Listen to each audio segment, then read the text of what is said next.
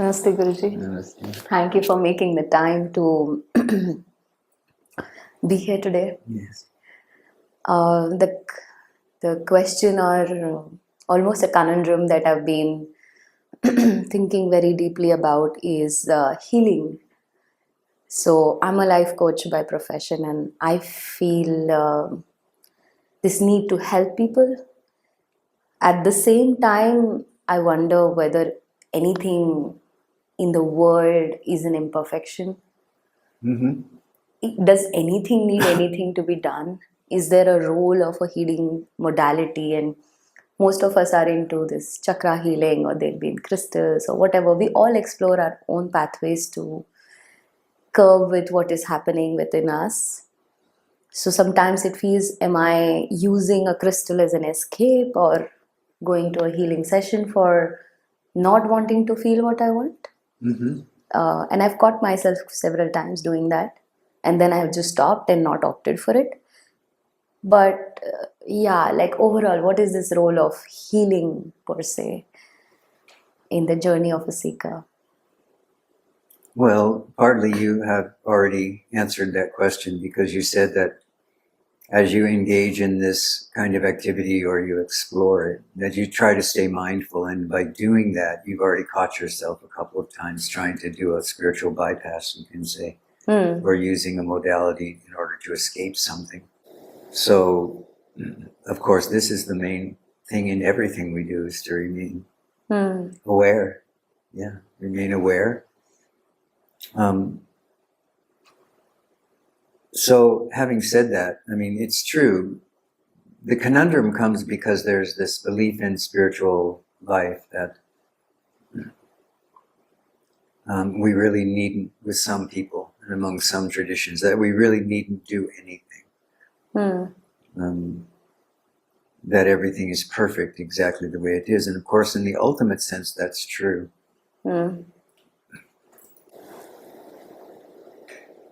And even some advaita teachers will say to you, just don't take anything personal and don't do anything. Yes, yes. But experience in my life shows that there are activities that we can engage in which bring us into relationship with this presence which we are, this deeper presence. And one of the things that can block that in the moment, just in the moment, not permanently, but in the moment, is pain or suffering of some sort. Whether that pain is physical, emotional, or whatever. And so, if our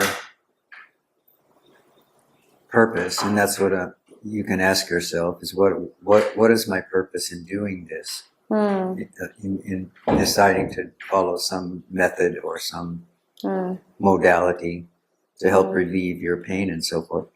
What is your purpose in doing that? So if your purpose is to avoid something, you've already seen that you can see that. Under some circumstances, you can see that. So this question is valuable for that reason. And in that case, you want to just stand in what is happening. You don't want to go into the avoidance behavior. You want to be able to stand in it, be present in it, and to furthermore see how is it that this mind will try to run away from what is here when it's uncomfortable. Because it's seeing the way that this conditioning works and the way that this samskara works in the mind, the way that this tendency works in the mind. It's seeing that ultimately will free us from it. So there is a purpose in standing in whatever is there. But having also said that, when you stand in it for a while, and then there's a recognition that I'm really not, maybe the recognition is something like don't have a firm enough foundation to stand in this pain or this difficulty at this moment. Maybe later I will, but at this moment I don't. And what I would like to do is have enough presence of mind to be able to sit quietly and this pain, this emotion, whatever, is blocking that, and I don't know what to do with it, then you can say, all right, my purpose though is to use this time wisely to awaken. And I feel in this moment like I can't do that on my own. I feel like I'm not strong enough, or I don't have the will, or the pain is too great, the sorrow is too great, the loss is too great. Then this is a time to go to the modalities. Because the intention is not to escape something. The intention is actually to heal something. There's actually to understand something about it. And have someone with some skill perhaps guide us through to an understanding. So it also happens that sometimes we see the healer itself, like the person could be in absolute pieces, but they are able to hold space for others.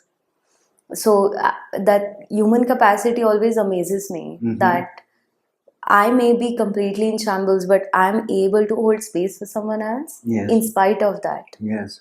As if there are two different Ambikas operating, because 10 years I've been doing this practice and I've gone through my share of absolute depression and things, but it has never impacted a client. So I also see that there is human capacities which are sort of divine works through you when you are a healer. I was going to say, so you can see that what you're calling a human capacity is actually a divine capacity. Yes, exactly. And that divine it's that capacity, that ability to shift this sense of me and my problems from the center of attention and put it in the background. Yes. In order to be present for someone else. Yeah. I mean, sometimes it you has do this helped often me. enough and you will do it for yourself naturally. True. Like I find that sometimes that I might be spiraling down within myself, and if I have a session and I show up, after the session my spiral is obstructed by it, and for good. I can suddenly, I'm more, sometimes I'm talking to them, but it feels like I had to hear this, so I am speaking this for someone else. Yes, very good. So it becomes also a very good tool to yes, and also a recognition of the true understanding that as human beings, none of us are in this alone. And that the energy that we give comes back to us as our own knowing. So sometimes, we are in a session, like you say, with someone, or giving satsang in some way. And what we find out is what we didn't know we knew. Yes. Because we hear ourselves speak it. Yes. In response to the need of someone else. It's a very interesting process, the way that it works. And also it amazes me each time because it's new and fresh. I really do not know what the client is going to say. Right. Sometimes I can have some idea because they're working with me for a while, but it's just fresh. And what happens in that moment is nothing to do with me. So sometimes I tell clients, if you want, then record this, because I wouldn't know what I said. Yes. Because it's a divine flow, but my I think my self-esteem gets entangled in the process of whether I am doing it and whether this needs fixing. Well, you call it your self-esteem, but in the historical way of looking at things, that's just a reflection of self-doubt.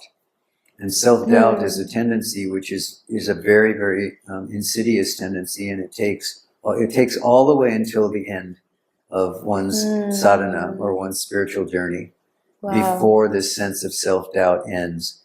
And so you can say in a way that life is sending you these experiences that help you see through this self-doubt. And they, and the way that happens for you is that another person truly becomes a mirror that reflects not only what they're experiencing, but reflects back at you what it is you need to hear. Yes. In fact, I mean, I'm sure people listening to this would agree that whatever you are, you tend to attract the same kind of clients. It's just like how you attract the same partners or friends or whatever. Like similar kind of wounds get reflected in anything and everything outside. And it's a bit scary also. So where does that belief come from? It's just facts. No, it's not. No? It's a commonly held opinion. Oh, okay. Tell us more. So I will ask you, So what would it mean if you were unshakable in your recognition that you are not looking at a person or at yourself at a certain level, a similar layer, level of problem, a similar layer of relationship or dysfunction or whatever. You looked at that person and all you ever saw was the self. I mean, it would still hold true, right? What would hold true? That I am the unshakable self, so I can see that in someone else. Yes, that's absolutely true. You are the unshakable self, so you can see that in somebody else. But what I'm questioning you about is you have just made a statement that when you see something in another person you about yourself, you say, oh, that's the same level I'm on. Okay. I'm asking you, is that true? I feel probably I would clarify, not on the same level. I just feel that they've gone or seen similar suffering. Yes. What does that say about you, though? That I am going through it. Or so this needs to come to an end. That belief needs to come to an end. Yeah. Do you think that when Osho or Ramana or Yogi Ram Sarat Kumar had someone come in front of them with a great deal of suffering, or Anandamoyi Ma with a great deal of suffering, and related their story, they said, oh, I must somehow be in the same place they are? No. They reflected the self back at this person and said, yes, you are where you are at, but that is not true. What is true is you are the self. Now, maybe they didn't use those words. Yes. They simply were there. Ramana most often, Sri Ramana Bhagavan remained most often silent. When someone came to him weeping and, crying about their story or their circumstances, in most cases he remained quiet, just radiating the self. Now, after the person would calm down and maybe leave the building, then he would talk to the devotees that were around. This is what he was saying. This is what he was doing. This is what she was doing. This is what she was saying. And then he would teach from the perspective of how we, as the Buddha would say maybe, as how we suffer over what we think is true.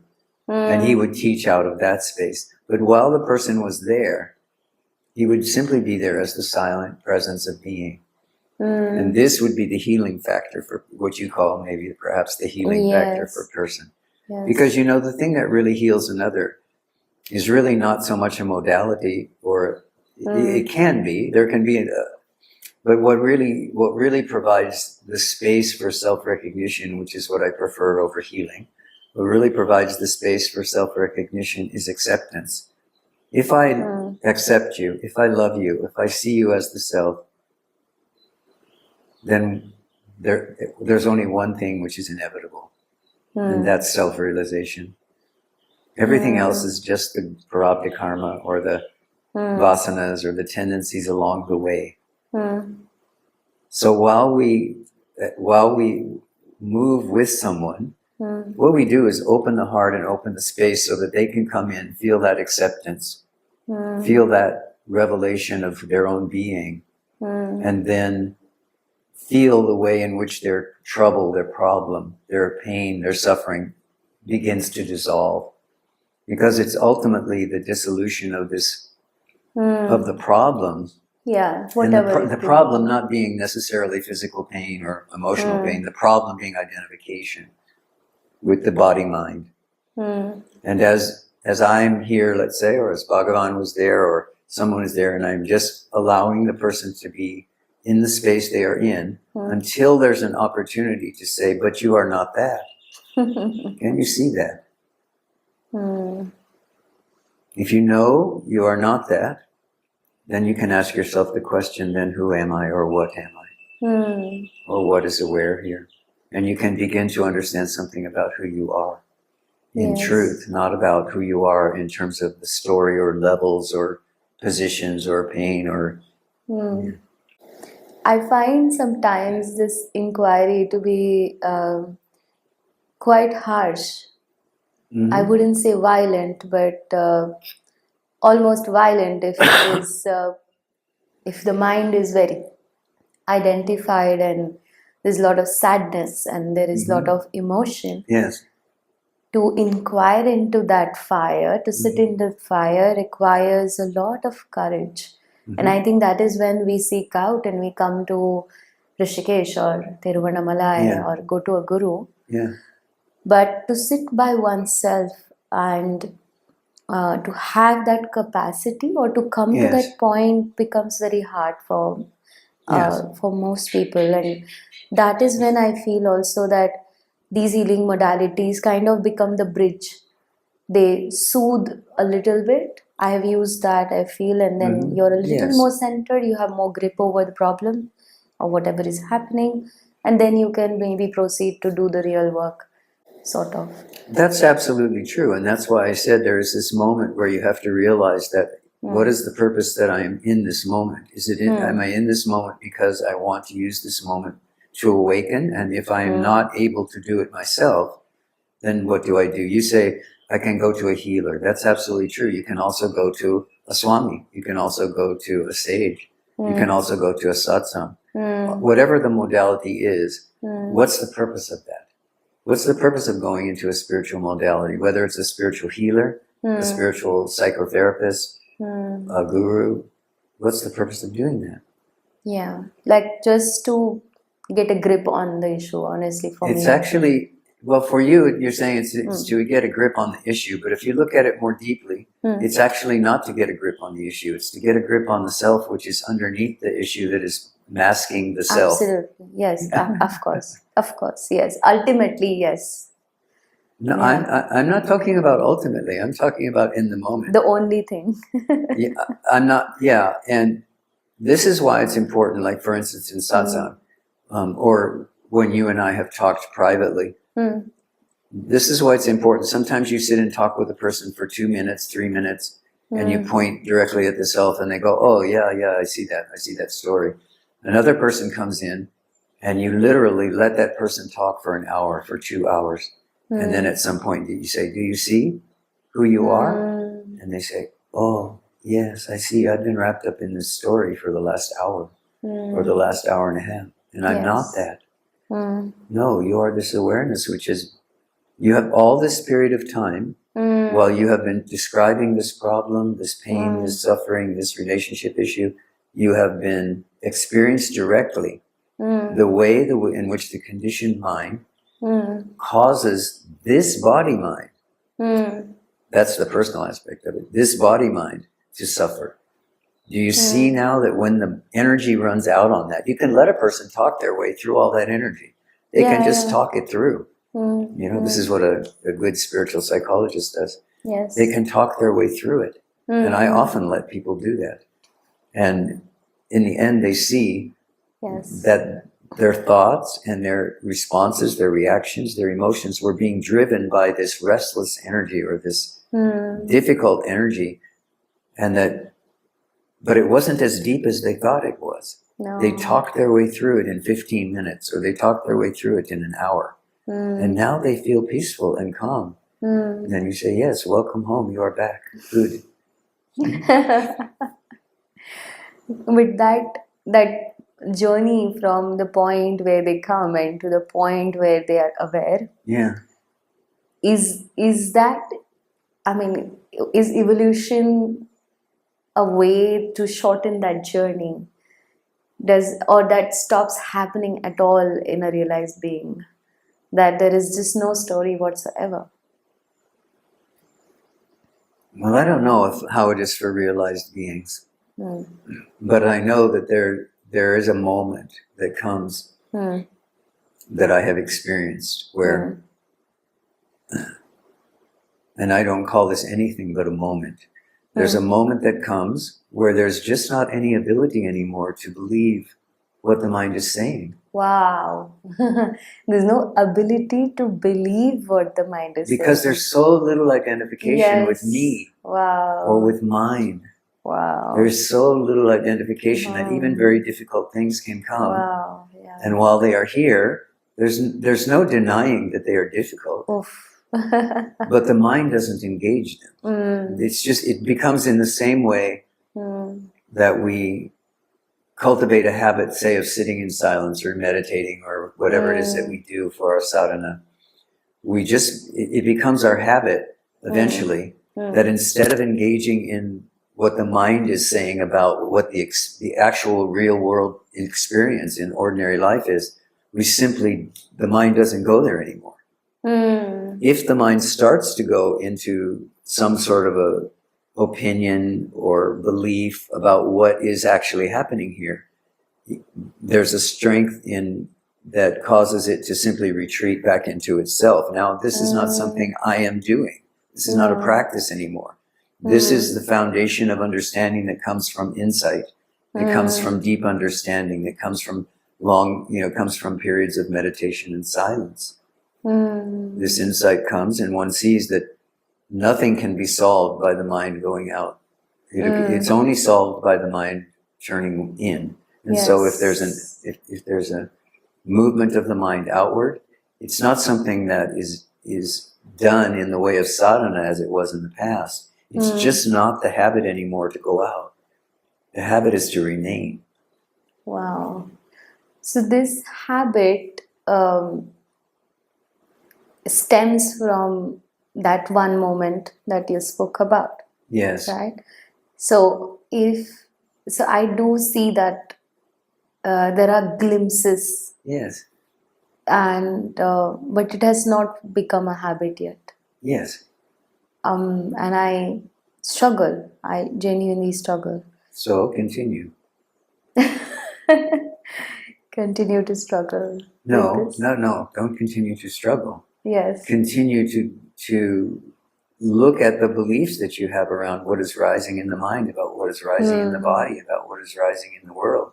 Continue to look at that and further look at how you suffer or project or opine about what your experience is in body, mind, and world. And then come to know that every single one of those opinions, every single one of those reactions, every single one are false. They are false.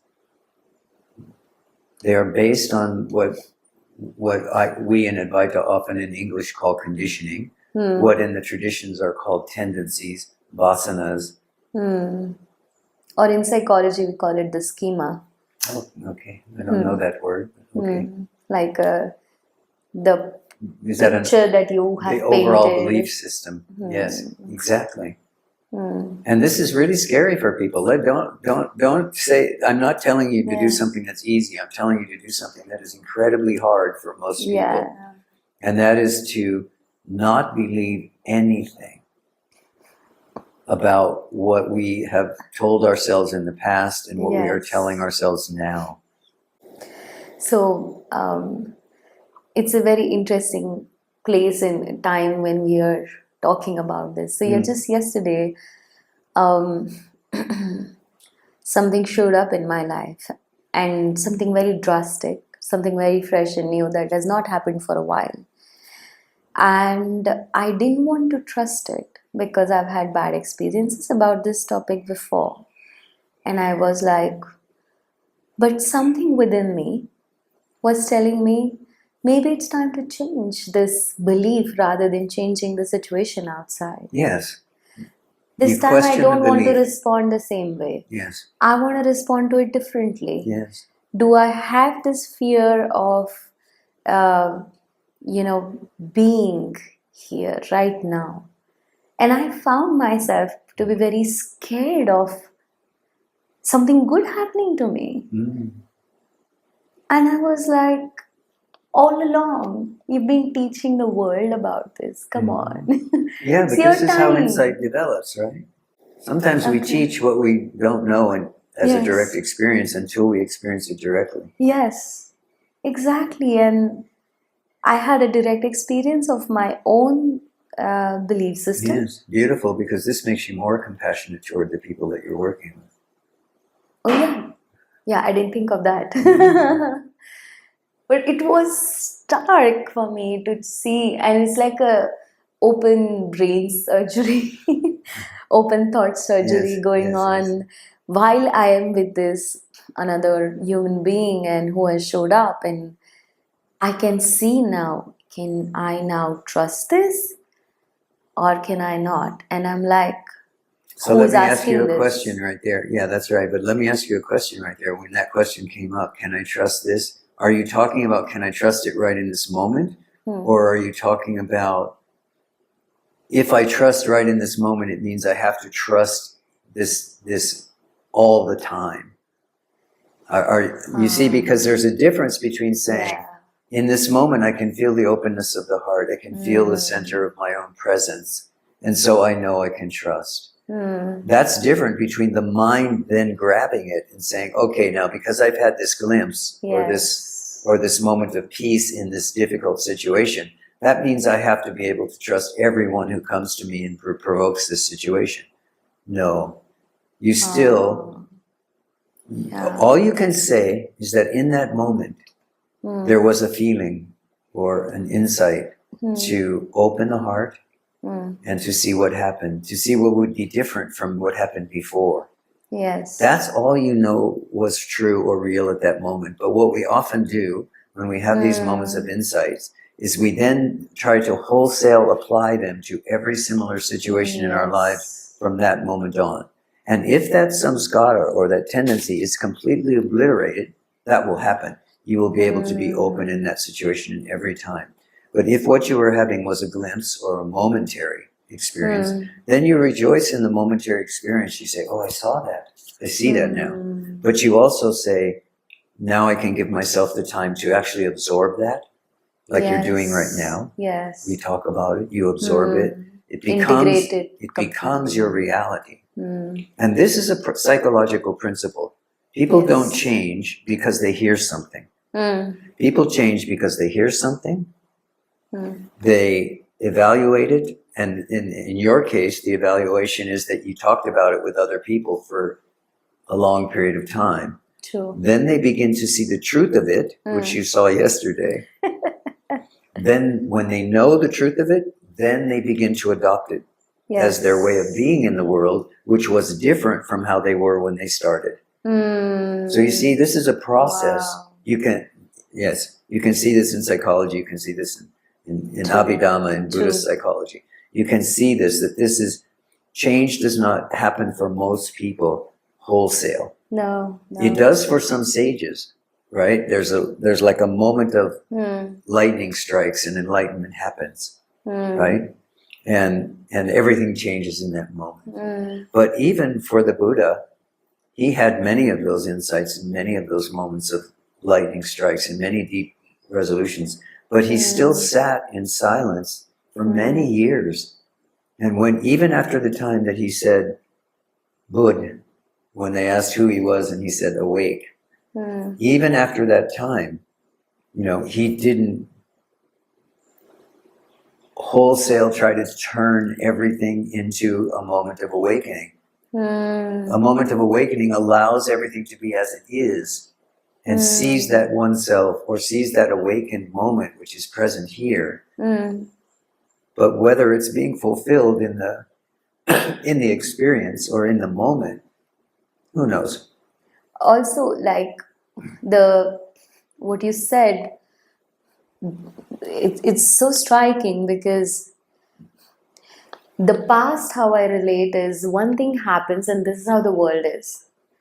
Or now this is how it is, so this is how it's going to be. Yes. It broke both my concepts. Correct. The past and the future. Both of these things, those were also the moments of individual moments of how they happen to be.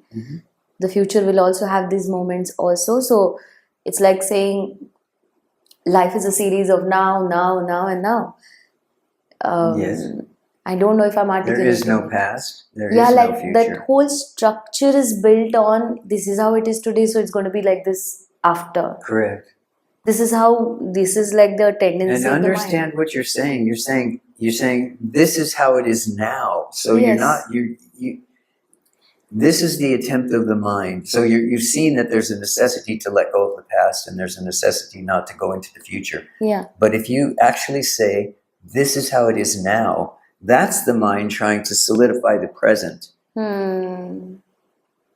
Because now does not solidify itself into any phenomenon or any object. It's just not possible. It's just rolling on all the time.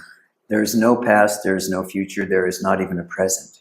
This is the true definition of now. But it's very gut-wrenching for me.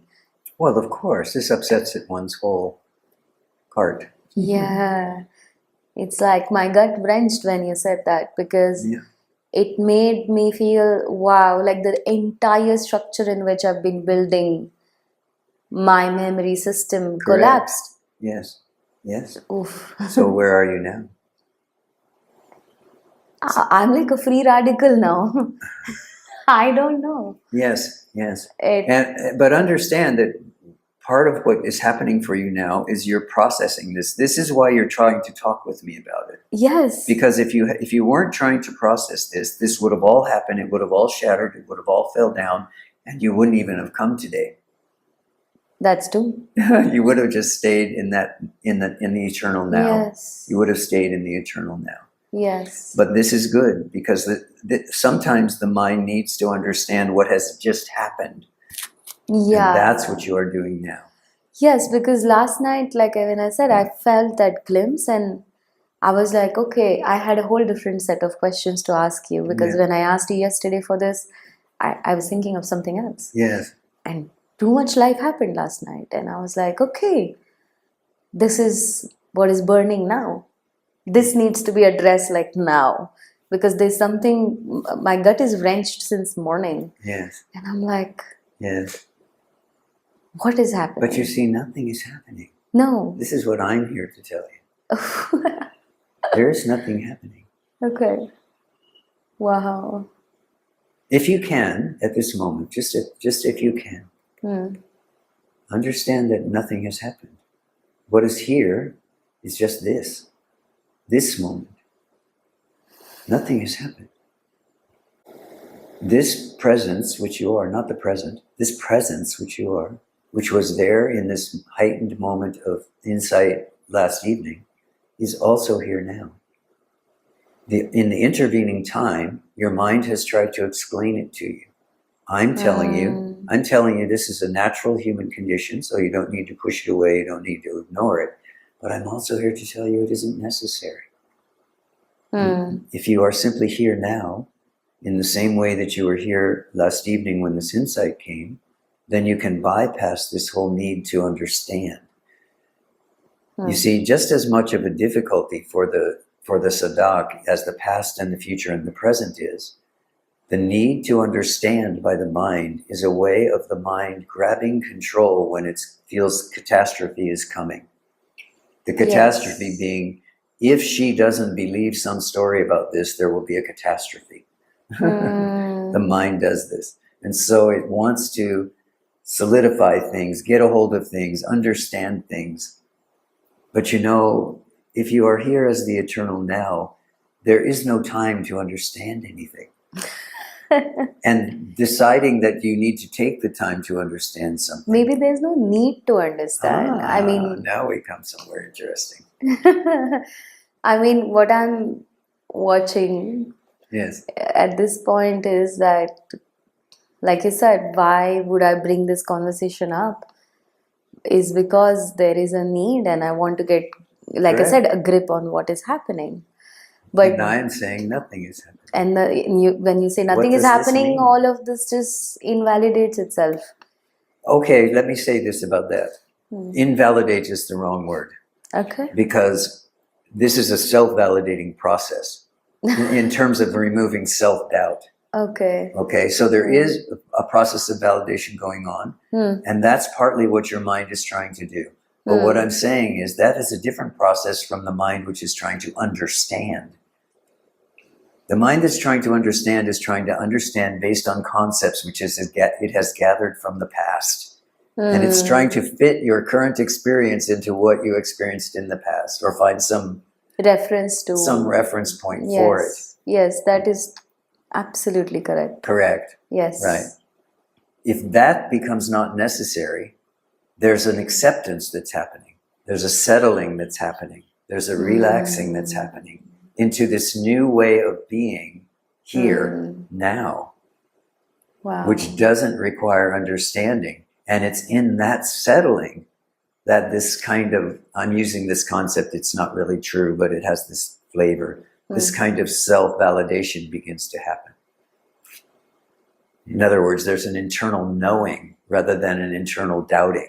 Understand that when we come to thinking we need to understand our experience, we need to have some knowledge about what happened, we are in that field of self-doubt. If we are in the field of deep acceptance, oh, I see now, okay, yes, I don't need to do anything else. Now we are in a deep field of self-acceptance, and we don't need to understand anything. And now there's a self-validation that's going, not self in terms of the person, self in terms of this deep knowing. It's like another glimpse then. Correct. Then the glimpses begin, and if you allow this process to happen, the glimpses begin to happen more and more quickly, closer and closer together, until the glimpse becomes the foundation. And it's not a glimpse anymore. It becomes, as I said, it's the default. When the mind, the conditioning, the personality tries to go out and make a story, it simply won't. It just falls back into itself. It sees it takes too much energy. Also, it's exhausting. It's exhausting.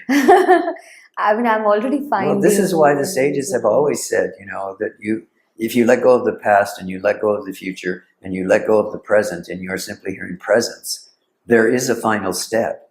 The final step is what? Do you know? You know what the sages say? Relax.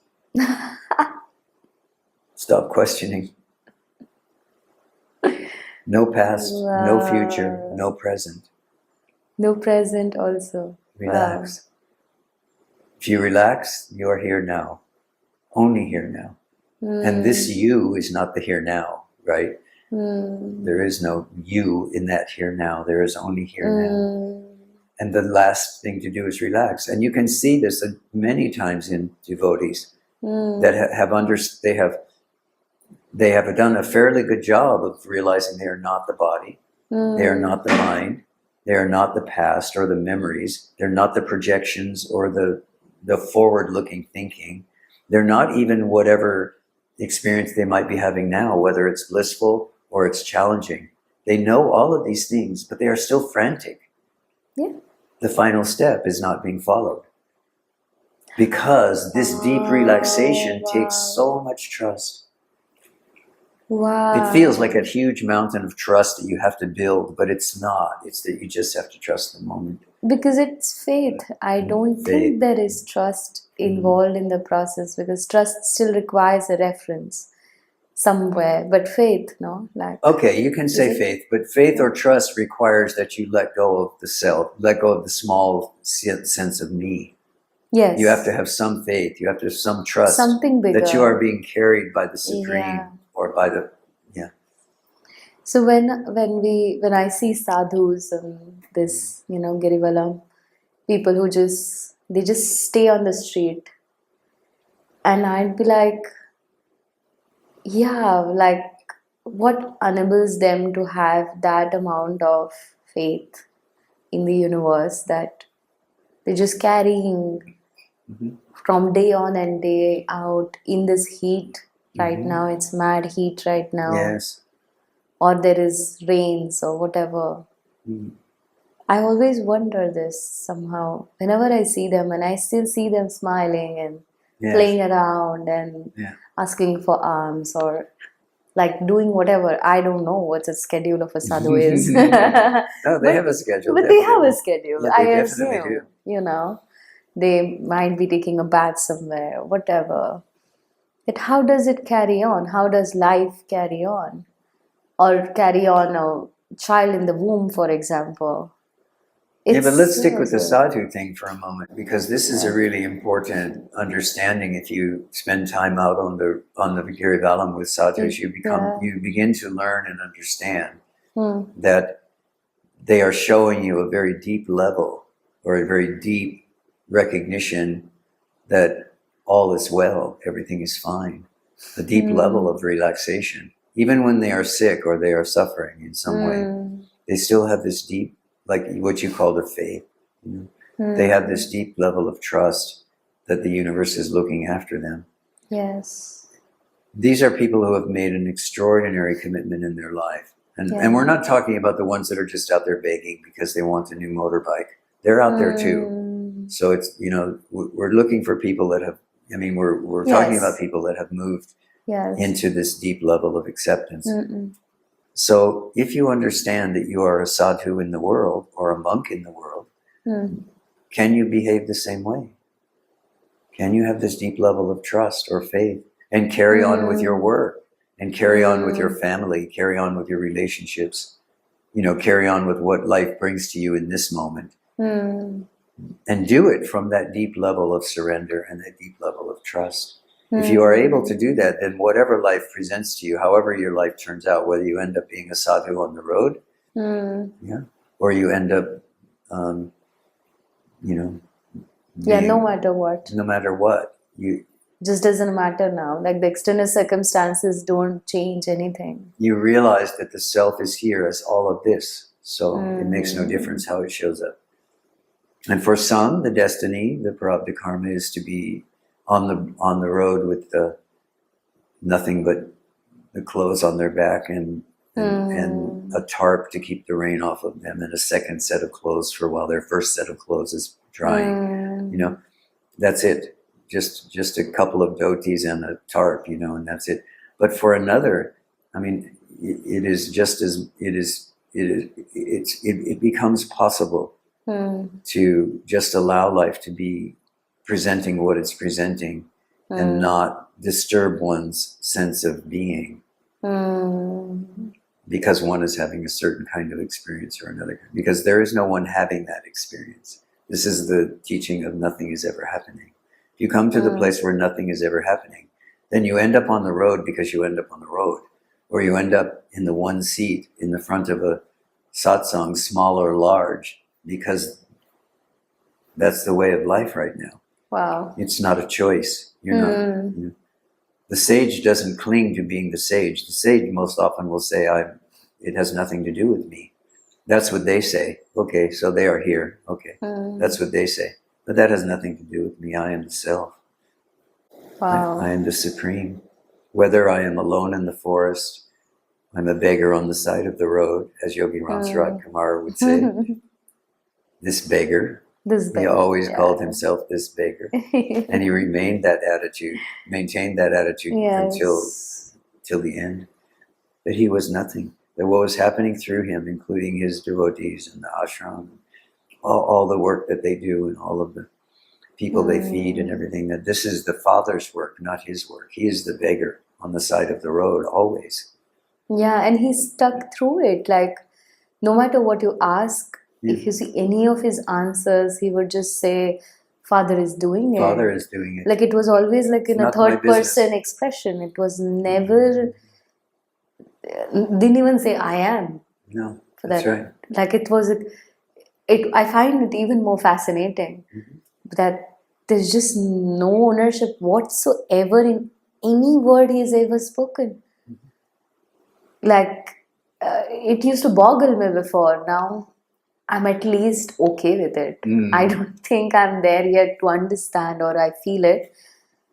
But it used to boggle me. I came in 2018 and the only ashram I knew except Ramana Ashram was Yogi Ram Surat Kumar, because I heard of it in Rishiji in the Moji Sangha from someone. And I wanted to see Madevki. A friend of mine said, she does satsangs, and I was hungry for anything. I could have had anything. I was like that. So I went there and I heard all her stories of surrender. Each day she would just tell me how she surrendered to Father, and I'd be like, what kind of languaging is this? For once I even thought that they're translating properly from Tamil, so maybe Tamil people speak like this and I don't understand. But then later I realized the deeper reason why the third party is used. Yes. Because in totality, there is only the third party. Correct. There is no me and you. And oh my God, that was to some extent even heartbreaking, because it broke so much inside me and I cried and cried. I almost every day I went. And everybody thought I'm crying these tears of grace. And I was like, no, I'm going through a heartbreak of my life right now. Yes. You have no clue how much I've believed and identified with this. Yes. I've always known only this. And now you're telling me this doesn't exist? Yes. It was a lie in some way. Yes. And I felt like a liar. I felt, Yes. I took very long. I took 5 years almost to come to terms. Yes. And I'm still taking my time to come to terms, but now at least I'm able to have a conversation about it. Yes. But it was very heartbreaking. But if you also. look at the traditions, and if you, in this case, if you specifically look at the Christian tradition, this is referred to as the dark night of the soul. When this kind of an understanding comes and it shatters everything. Yes. And it's not talked about as though, oh, I am enlightened. It's talked about as the dark night of the soul. Yes. Well, this means that there is this shattering that's happening. This crying is happening, this gnashing of teeth, this destruction of the how the personality of me is built. Yes. And this is devastating for people. It was. Yeah. Everything devastated around me. My parents, my relationships, my business at that point of time. I'd come with my co-founder of that time and we were doing extremely well. In a year's time, everything got devastated. Even my health. And I was like, what? You can't be serious about this, And I was trying to hang on to everything I could get and still working, still doing what I need to do in my life. But it was very clear that this is done. Your life is over. It's over. And it's over for good. Yes.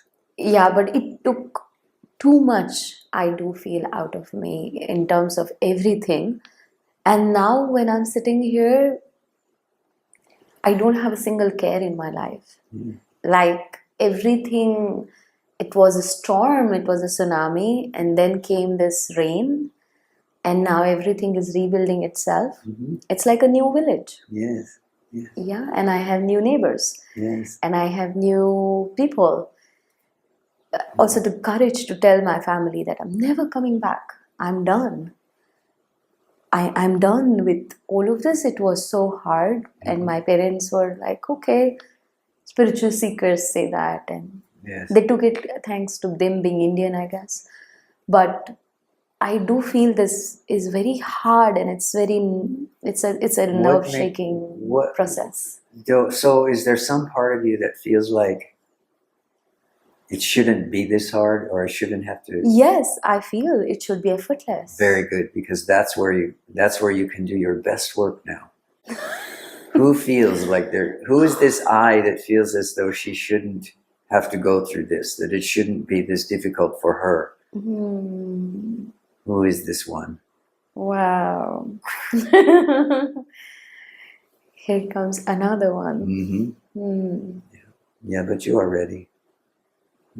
And you have support around you now. Yes, yeah, I can let go. Yeah. Yes, I see what you said. Yes. Then who is also feeling the peace, right? Yes, of course. If you weren't, you wouldn't be able to continue, quite frankly. So understand that you are given in this quest, you can say, to nowhere. You are given both bliss and pain in equal measure. Yeah, like I was just telling a friend that if I were to write a book, I would write a book called Grief and Grace. Yes, exactly. It's an equal amount of things. Yes. How much grief I've received, that is how much miracles, grace, synchronicities, and life has been completely magical. And I'm like, am I interested in both now? Like, Are you interested in both, or are you interested in the end of both? Yes. Like, I just want the cycle to end now. Earlier, I would be very painful. Huh? How does it do that? Just to step out of it. How does that happen? Now that the grip is loosening, I can see how. But I am Not able to report right now. Oh. But I do see what you're saying very well.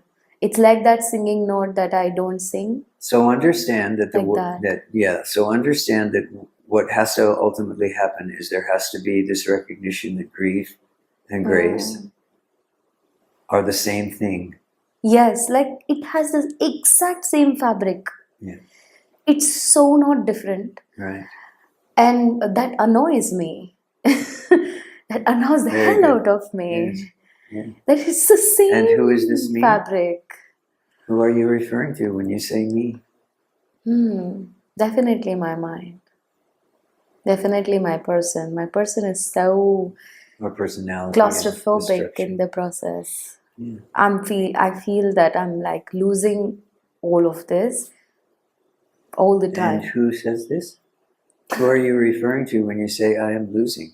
You see, this inquiry has to be persistently applied to every single thought that rises. Each time, as we're having this conversation, you are going further and further into the recognition of how you support, establish, and defend I. Yes. And every question I'm asking you is asking you to look at the way in which that conditioning is structured in your belief. Yeah, everything is peeling off one at a time. Yes.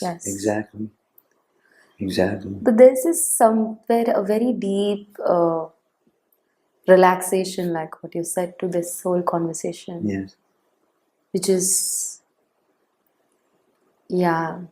Yes, well, you see, it becomes easier when you have someone who is guiding you in this understanding, so that when they say relax, and there's already a trust that's building between us, so that when I say these things, you naturally now you want to explore them. You want to see, is this true what he's saying?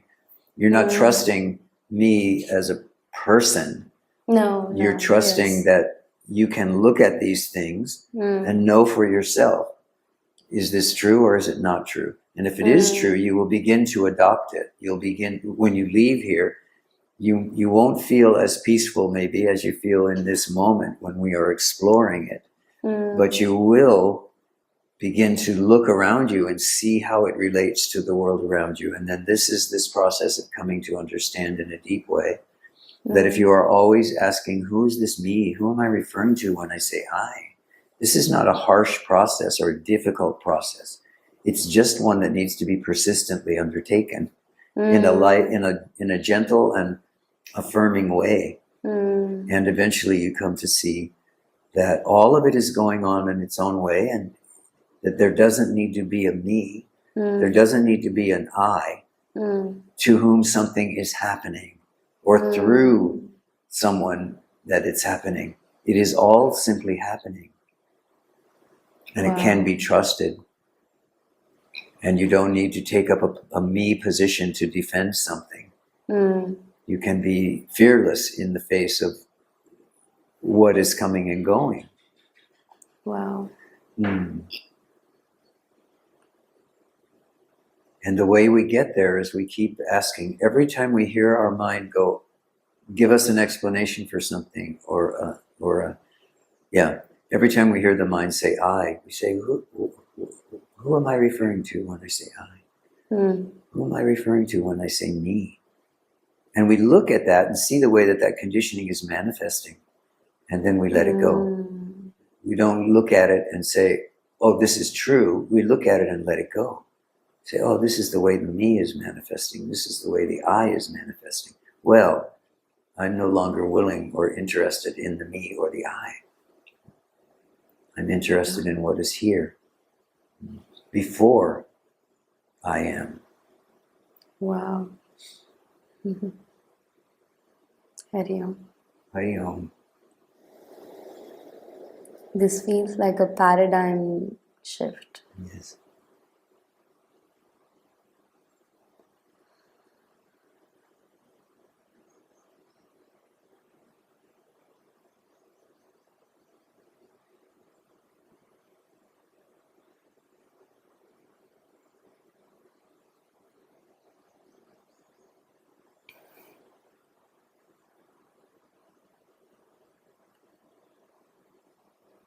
Remember that you don't need to understand. You don't need to label anything.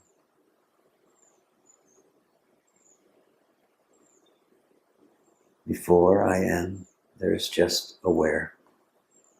There is just Bud. That is it.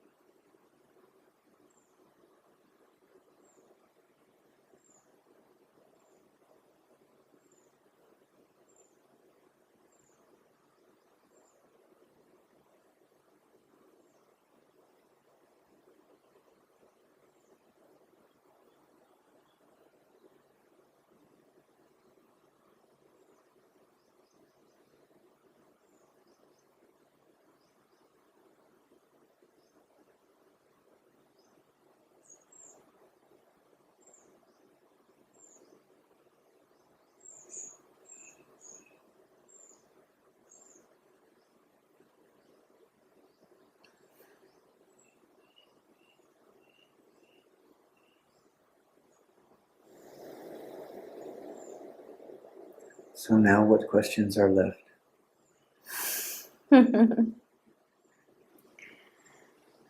um, Yeah. That was a different paradigm where the questions were. No. Here, I mean, the questions are there, but they don't need an answer anymore now. Because it makes no sense Very to good. question anything. The questioner is on a break. Well, the answer is actually in this piece and in this ability to not know.